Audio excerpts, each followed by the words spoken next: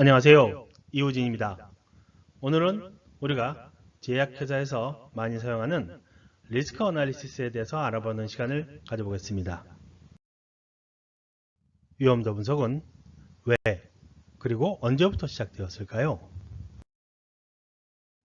위험도 분석은 과거에 군대에서 전쟁을 하기 전에 적군의 군사력을 분석하는 방법으로 사용했었습니다. 또한 위험도 분석은 나사의 아폴로 프로젝트에서 달에 우주선을 보내기 위해서 사용하기도 했었습니다. 눈치채셨겠네요. 위험도 분석은 과거부터 알지 못하는 것을 시도하거나 진행할 때 알게 모르게 사용되어 왔으며, 이 방법이 현재 여러 가지 리스크 어널리시스 방법으로 발전되어 왔습니다. 현재 위험도 분석은 사회과학이나 산업안전, 범죄 심리학 등 여러 분야에서 활용이 되고 있으며 의약품 분야에도 포함됩니다. 대표적으로는 ICH Q9에 퀄리티 리스크 매니지먼트가 있으며 의약품 분야 전반에서 활용을 하고 있습니다. 이 화면은 인터넷으로 찾아 들어간 ICH 홈페이지입니다. 이 ICH 홈페이지에 들어가면 ICH 가이드라인을 다운받을 수 있습니다. 이 가이드라인 중 Q9에 퀄리티 리스크 매니지먼트가 있으며, 이는 품질 유해 관리의 원칙과 도구의 예를 제시하고 있습니다. 이 가이드라인은 원료의약품과 완제의약품, 생물학적 제재와 생물공학 제품의 생애 주기 전체에 걸친 개발, 제조, 유통, 실사 및 허가 신청이나 검토 절차 등 의약품 품질의 다양한 부분에 포함이 되고 사용되고 있습니다. 또한 이는 품질 경영의 일부분에 포함되는 내용입니다. 품질 경영, 의약품 제조 및 품질 관리 기준, 품질 위험 관리의 기본적인 개념은 상호 연관되어 있으며, 의약품 제조 및 품질 관리에서 이들의 관계는 매우 중요합니다.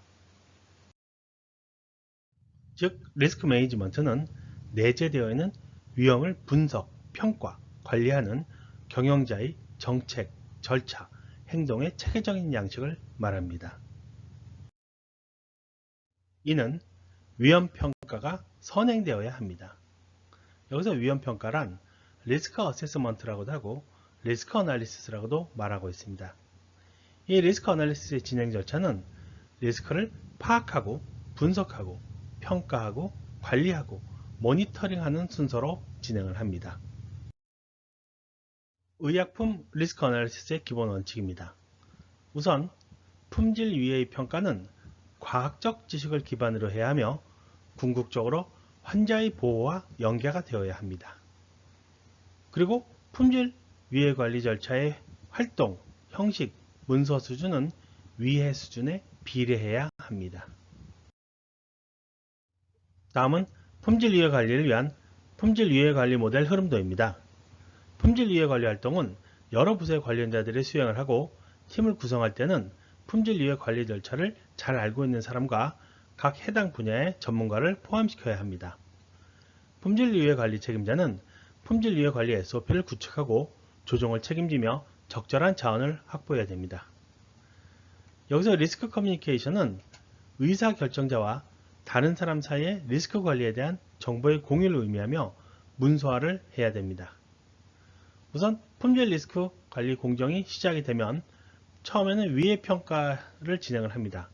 이 품질 위해 평가는 문제점에 대한 기술 또는 의문으로 시작이 됩니다. 여기서 첫 번째로 해야 되는 것이 바로 리스크 확인이죠. 이 리스크 확인은 무엇이 잘못될 수 있는가를 먼저 확인을 하는 겁니다. 그 다음 두 번째는 이 리스크를 분석하는 겁니다. 이 리스크 분석이란 확인된 위험 요소의 위해를 추정하는 것을 말합니다. 그리고 여기서 리스크를 평가를 합니다. 이 리스크 평가는 위해를 정량적으로 추정을 하고 평가를 합니다. 다음으로는 위해 통제를 하는데요. 이 위해 통제의 목적은 허용 가능한 수준까지 리스크를 낮추는 데 목적이 있습니다. 그래서 리스크 감소에 대한 부분을 먼저 진행을 하는데, 여기서 리스크 발생 확률과 중대성을 경감시키기 위한 조치를 포함을 시킵니다. 이때 새로운 리스크가 발생이 되면 여기서의 리스크를 다시 반려를 시켜서 위쪽에 위의 평가 쪽으로 다시 돌려보내서 리스크 확인부터 다시 진행을 합니다. 그리고 여기서 리스크가 이제 수용이 되면은 이 수용 가능한 어떤 그 지정 수준들은 여러 가지 변수에 따라서 달라지고 또 각각의 경우에도 좀 달라질 수도 있습니다. 그러면 이제 품질 리스크에 대한 어떤 산출물이 떨어지죠. 그러면 이제 위해 검토에 대한 부분이 들어가는데요. 이 위해 검토는 지속적으로 실시하고 검토 주기는 위의 수준에 따라서 진행을 합니다. 그래서 이 결과물 산출물에 대한 심사를 진행을 하는데요. 이 심사에는 각 부서의 숙련자들이 참석을 해야 하고 조치사항 이행 후 이 재평가를 또 실시를 해서 리스크 저감 근거의 타당성을 마련하는 것으로 리스크 어널리시스가 마무리를 짓게 됩니다. 그럼 의약품 분야에서 사용하는 위험도 분석의 종류와 사용법에 대하여 알아보겠습니다. 아래의 방법 중 전통적으로 사용하는 방법인 피시본 다이어그램이 있습니다. 이 피시본 다이어그램은 어떤 문제의 원인과 결과를 물고기 뼈 모양의 그림으로 정리한 것으로 도쿄대학의 이시가와 가오루 교수가 고안했기 때문에 이시가와 다이어그램이라고 부르기도 합니다. 다음 그림은 피시본 다이어그램입니다. 물고기 뼈 모양으로 나타내져 있으며 어떤 문제가 발생이 됐을 때 이 큰 가시의 축처럼 커다란 원인을 5가지 내지 6가지로 분류를 하여 세세한 원인들을 기술을 하고 여기서 이 문제의 발생에 원인이 되는 것들을 추려서 문제점 파악의 주요 원인이 되는 것들을 추출하는 그런 것들을 진행하는 방법으로 사용할 때 쓰는 피시본 다이어그램입니다. 다음은 함량 부적합을 예로 들어서 피시본 다이어그램을 설명을 드려보겠습니다. 일단 함량 부적합이 발생이 되면 거기에 대한 큰 원인을 5가지 정도로 정리를 합니다. 일단 재료에 대한 부분이 있을 수 있고요. 원료, 그 다음 시험에 대한 부분, 그 다음 사람에 대한 부분, 그 다음 장비에 대한 부분, 그리고 제조 방법에 대한 부분으로 커다란 원인을 정리를 합니다. 그리고 이 커다란 원인에 대한 작은 원인을 정리를 하는데요. 이 원료인 재료에 대해서는 원료를 보관을 잘못해서 문제가 생길 수도 있고요. 또 원료가 변질이 돼서 함량이 부적합이 났을 수도 있습니다. 그리고 측량할 때 실수를 하거나 문제가 생겨서 함량이 부적합이 날 수도 있고요. 그 다음은 시험에 대한 부분이죠. 이 시험에 대한 부분에는 샘플을 측량할 때 어떤 문제가 생겨서 함량이 부적합이 날 수도 있습니다. 또한 시험할 때 샘플 추출에 대한 부분에서 문제가 생겨서 함량이 부적합이 될 수도 있고요. 또한 시험 전처리에 대한 부분에서 어떤 오류가 생겨서 함량이 부적합이 날 수도 있습니다. 다음은 사람에 대한 부분을 알아보겠습니다. 이 실험을 진행한 사람이 교육을 제대로 이수하지 못한, 검증받지 못한 사람이 실험을 했을 경우도 있고요. 또한 사람이 저울 0점을 처음에 잡아야 되나 0점을 잡지 않고 실험을 잘못했을 우려도 있고요. 또한 사람이 어떤 희석 방법이나 그런 것들을 잘못 진행을 해서 함량이 부적합이 됐을 수도 있습니다. 그리고 장비에 대한 부분을 보면요. 생산 장비에 대해서 검교정이 진행이 안 됐을 수 있고요. 또한 시험 장비에 어떤 문제가 생겨서 함량이 부적합이 났을 수도 있습니다. 마지막으로 제조 방법에 대해서 보면은 재처리를 진행을 해서 문제가 됐을 수도 있고요. 또한 제조 지시대로 이행을 하지 않은 지시 불이행이 생겨서 제조 방법 때문에 함량이 부적합이 날 수도 있습니다. 이 여러 가지 원인들 중에 직접적으로 원인이 될 수 있는 것들을 조사를 하여 이렇게 여러 가지 한 4가지 정도를 만약에 주요 원인으로 추출합니다. 변질, 전처리, 재처리, 시험 장비. 그래서 이 주요 원인이 추출이 되면요. 이걸 가지고 리스크 어널리시스를 진행을 해서 해결 방법을 제시를 하는 그런 순으로 진행을 합니다. 피시본에서 주요 원인으로 OM12를 많이 사용합니다. 여기서 OM12란 Man, Method, Machine, Materials, Measurement의 OM과 Environment의 12를 많이 사용을 하죠. 여기서 맨 사람은 사람의 스타일이나 일하는 방식, 또 개개인의 공정 이해도라든지 개인의 역량을 나타냅니다.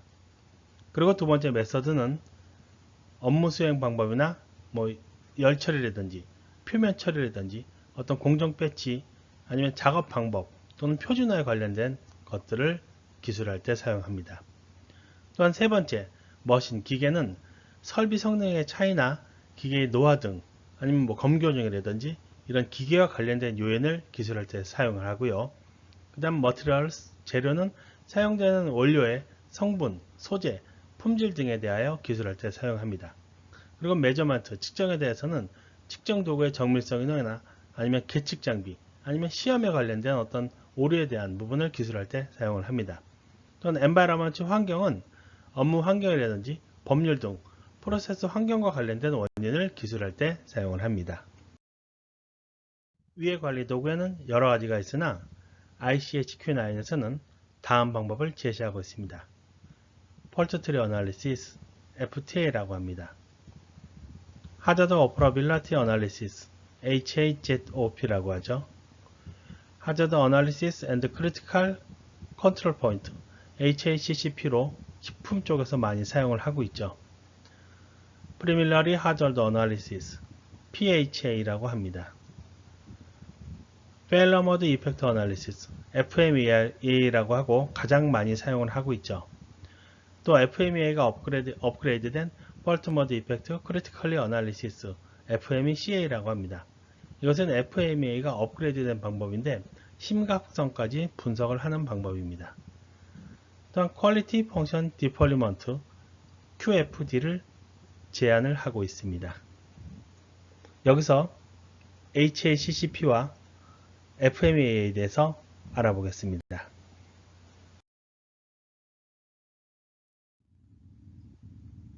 HACCP는 나사의 요청으로 1959년 필리버리스사가 안전한 우주 식량을 만들기 위해 필리버리스사와 미 육군 나틱 연구소가 공동으로 HACCP를 최초로 실시한 것이 되었습니다. 이후 1980년대에 일반화되었습니다. 우리나라에는 1995년 HACCP 제도를 도입하여 식품산업에 처음으로 적용을 하였으며 유해물질을 디텍팅하는 데 사용을 하였습니다. HACCP는 유해 분석과 중요 관리점으로 구성이 되어 있습니다. 다음은 HACCP 원칙 및 절차에 대해서 말씀드리겠습니다. HACCP는 식품규격위원회 코덱스에서 정한 12절차에 따라서 7원칙을 포함을 하고 있는데요. 여기 절차 1에서 오는 원칙 1에 위해 분석을 하기 위한 준비 단계라고 할 수 있습니다. 우선 절차 1은 HACCP 팀을 편성을 합니다. 두 번째는 제품의 특정을 기술을 합니다. 세 번째는 제품의 사용 방법을 명확히 하죠. 네 번째 절차는 제조 공정 흐름도를 작성을 하고요. 다섯 번째는 제조 공정 흐름도를 현장에서 확인을 합니다. 다음의 절차 6번부터 12까지는 리스크 어널리시스 원칙 7가지에 해당이 되며 아래의 실행 단계라고 할 수 있습니다. 여기서 절차 1은 원칙 1에 해당되며 위해 분석, 하저드 어널리시스를 실시를 하죠. 그 다음 절차 7은 중요 관리점, 크리티컬 컨트롤 포인트를 결정을 합니다. 그리고 여덟 번째는 관리 기준을 설정을 합니다. 아홉 번째는 크리티컬 컨트롤 포인트에 대한 모니터링 방법을 설정을 합니다. 열 번째는 모니터링 결과 CCP가 관리 상태에서 위반 시 개선 조치를 설정을 합니다. 11번째는 HACCP가 효과적으로 시행되는지 검증하는 방법을 설정을 하고요. 12번째는 이들 원칙 및 그 적용에 대한 문서와 기록 유지 방법을 설정을 합니다. 다음은 HACCP 위해 분석표 예시를 들어보겠습니다. 우선 공정별 위해 요소 종류와 발생 요인을 기술을 합니다. 위해 요소를 기술을 하고 그 발생 요인을 기술을 합니다. 두 번째는 위해의 심각성을 평가를 합니다. 그래서 발생 가능성과 심각성에 대한 평가 결과를 기술하고 이거를 제어할 수 있는 수단을 기술을 합니다. 이 표는 엑셀이나 워드로 작성을 하셔서 진행을 하시면 됩니다. 다음 순서는 HACCP 중요 관리점, 크리티컬 컨트롤 포인트를 결정을 하는 예시인데요. 앞에 페이지에서 이제 위에를 추출을 한 것들을 가지고 공정별 위에 요소의 결정도를 통해 중요 관리점을 기술을 합니다. 이 중요 관리점 기술을 할 때는 이런 질문 단계에 따라서 질문 1, 질문 2, 질문 3, 4, 5 이 단계를 넘어가면서 CCP가 되는지 안 되는지, 그러니까 진짜 중요한 크리티컬 컨트롤 포인트인지 아닌지를 질문을 단계를 거쳐서 최종적으로 크리티컬 컨트롤 포인트를 결정을 하게 됩니다. 다음은 HACCP 계획 요약표입니다.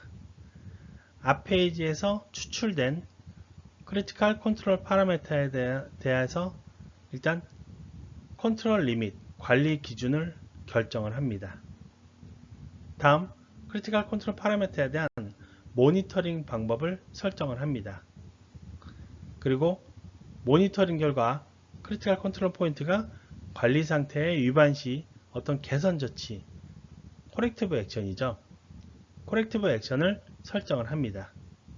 그리고 HACCP가 효과적으로 시행이 되는지 검증하는 방법을 설정을 합니다. 마지막으로 이들 원칙 및 그 적용에 대한 문서화와 기록 유지 방법을 설정을 합니다.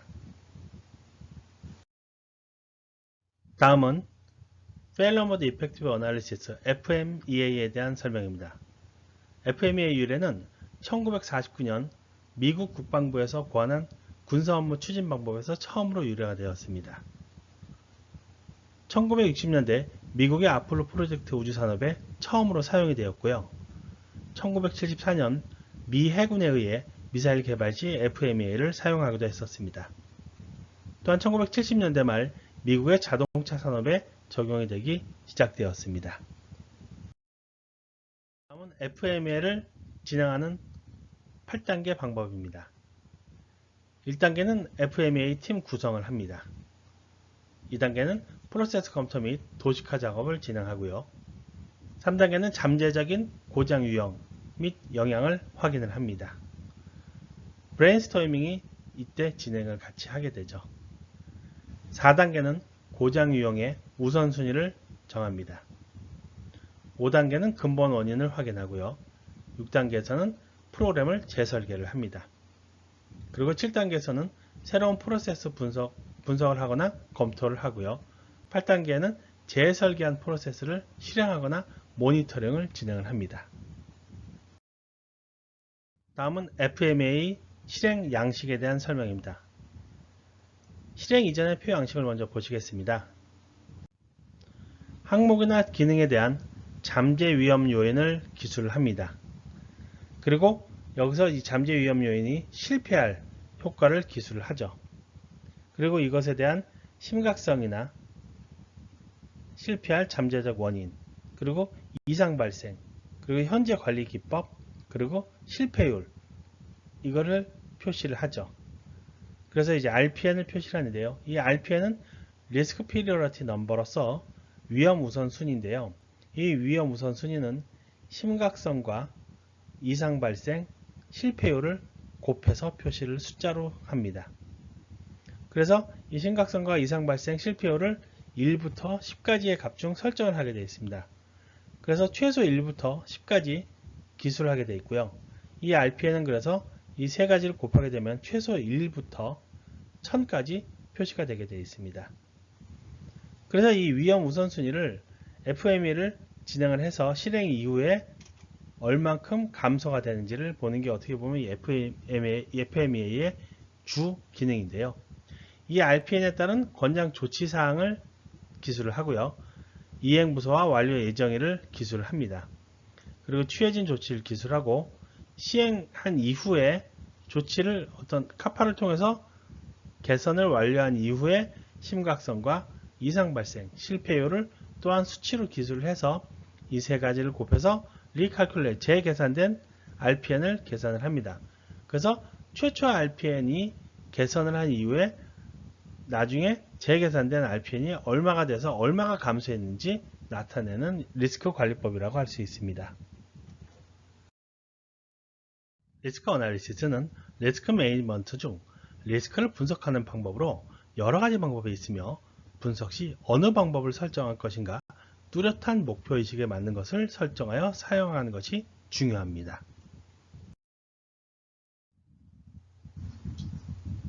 리스크 어널리시스 툴은 기존에 있는 양식을 사용해도 좋지만 자체적으로 합리적으로 아래의 원칙에 적합하도록 합리적으로 양식을 만들어서 사용해도 됩니다.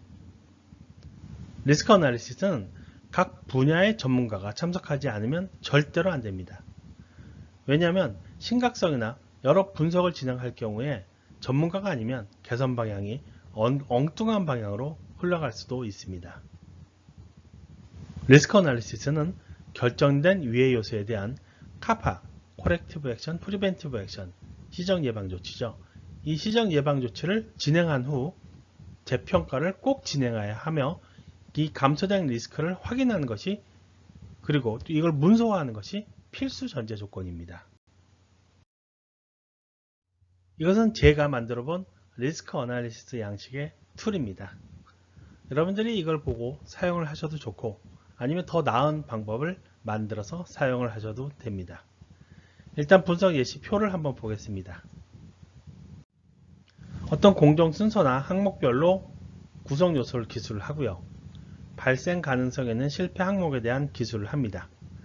그리고 이것이 GMP 위험도가 얼마가 되는지를 표시를 하는데요. 위험이 없으면 NO로 표시를 하시고 아니면 그 위험도에 따라서 레벨 1, 2, 3, 4로 기술을 합니다. 이 위험도 레벨에 대한 설명은 조금 이따 설명을 드리겠습니다. 그리고 이 위험도에 대한 위험 상황을 설명을 하죠. 그리고 이 실패 항목에 대해서 시정 예방 활동을 어떻게 할 것인지 시정 예방, 코렉티브 액션, 프리벤티브 액션 활동을 기술을 합니다. 그리고 시정 예방 활동, 카파 활동 후에 GMP의 위험도를 다시 재계산을 해서 기술을 하죠. 그리고 이 항목에 대한 추적성이 되는 어떤 문서화된 밸리데이션 문서라든지 SOP라든지 그런 어떤 문서화된 것들을 기술을 하는 항목으로 표를 마무리하면 되겠습니다. 여기서 GMP 위험도를 설명을 드리면 레벨은 1, 2, 3, 4 네 가지를 일단 나누었는데요. 발생 가능성과 심각성, 심각 영향성에 따라서 하이, 미디움, 로우 세 가지 항목을 해서 9가지로 구분을 했습니다. 그래서 하이가 만나는 부분은 이제 가장 높은 하이 레벨인 레벨 4가 되겠고요. 하이와 미디움이 만나는 부분은 레벨 3, 그 이하는 이제 레벨 2와 레벨 1으로 그렇게 이제 레벨을 구분을 했고요. 여기서 발생 가능성은 로우는 10년에 1회 정도 발생하는 빈도를 기준으로 삼았습니다. 그리고 미디움은 1년에 1회 정도 발생하는 정도를 삼았고요. 하이는 3개월에 1회 정도 발생하는 빈도로 발생 가능성을 기준을 정했습니다. 그리고 심각 영향성은 로우는 품질, 제품 품질에 영향이 없고 즉각 조치가 가능한 것을 로우로 정했고요. 미디움은 로우와 하이가 아닌 것. 그럼 하이는 무엇일까요? 하이는 제품 품질에 영향을 미치는 것이죠. 그래서 이 로우와 하이가 아닌 것들에 해당하는 것들은 미디움으로 정하는 것으로 그렇게 했습니다. 그렇게 해서 이렇게 레벨을 정해서 이렇게 리스크 어널리시스를 진행을 하시는 걸로 자체적으로 하셔도 큰 문제는 없습니다. 단지 이 양식이나 이 진행하는 어떤 기준에 대한 것을 SOP에 문서화하고 어떤 식으로 한다는 것을 정해놓고 그렇게 진행을 하면 될 것 같습니다. 여기까지 리스크 어널리시스에 대한 강의를 마치겠습니다. 다음 19번째 강좌는 GMP 가이던스 13장 자율점검에 대한 강의를 진행하겠습니다. 수고하셨습니다.